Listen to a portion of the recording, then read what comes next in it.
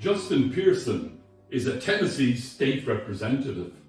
He is in the news, having been expelled from the House for being anti-guns.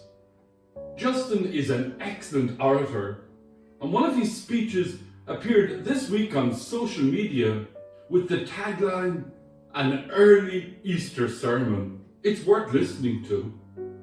Barack Obama chose the title "Audacity of Hope" for his autobiography. In the last 48 hours, Obama has issued the following two tweets. First, this nation was built on peaceful protest. No elected official should lose their job simply for raising their voice, especially when they're doing it on behalf of our children. Second, what happened in Tennessee is the latest example of a broader erosion of civility and democratic norms. Silencing those who disagree with us is a sign of weakness, not strength, and it won't lead to progress.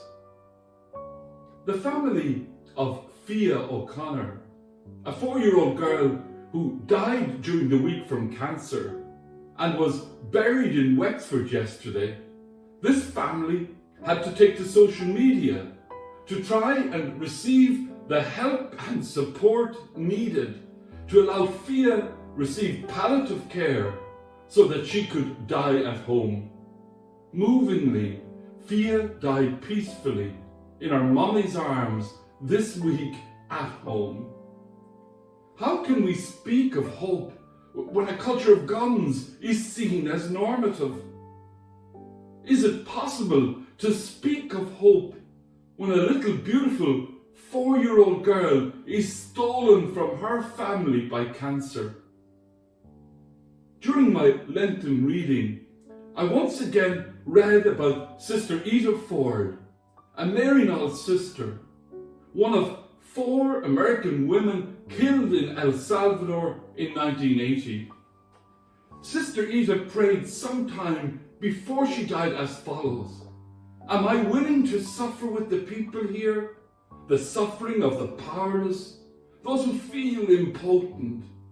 Can I say to my neighbors, I have no solutions to this situation.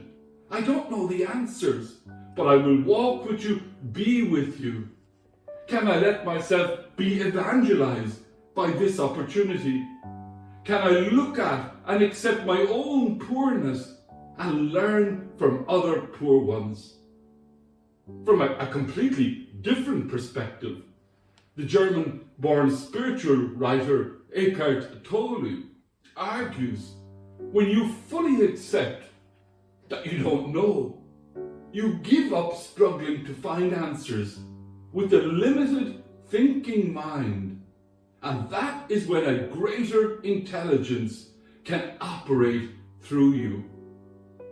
Our Catholic faith teaches us that the true heroes and heroines in the eyes of God may be of any colour, belief system or class, as long as they speak the truth and witness to possibility in crushed peoples who face impossible odds.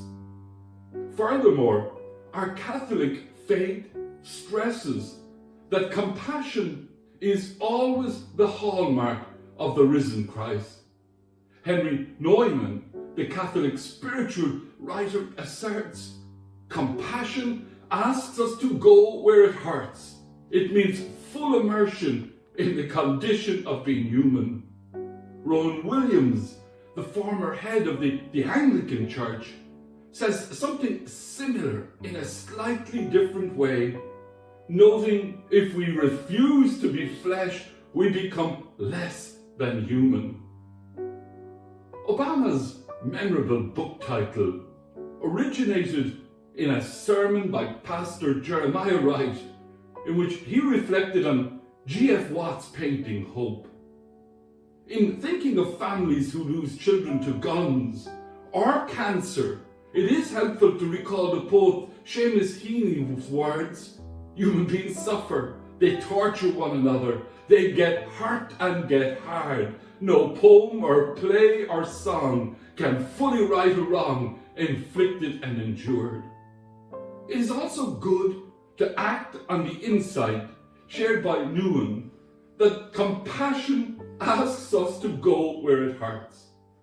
Pope Francis regularly argues service is never ideological, for we do not serve ideas, we serve people.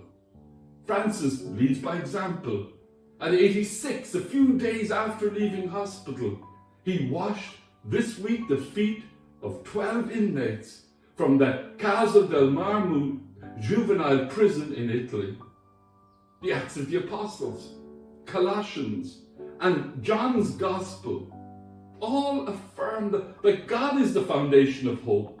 Not any God, but God who has a human face and who has loved us to the end, each one of us and humanity in its entirety.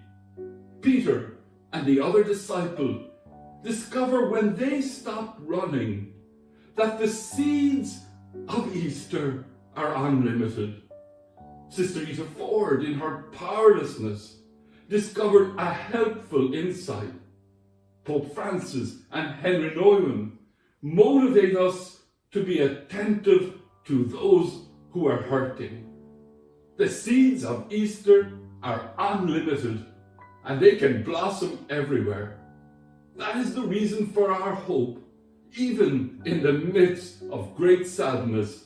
Amen.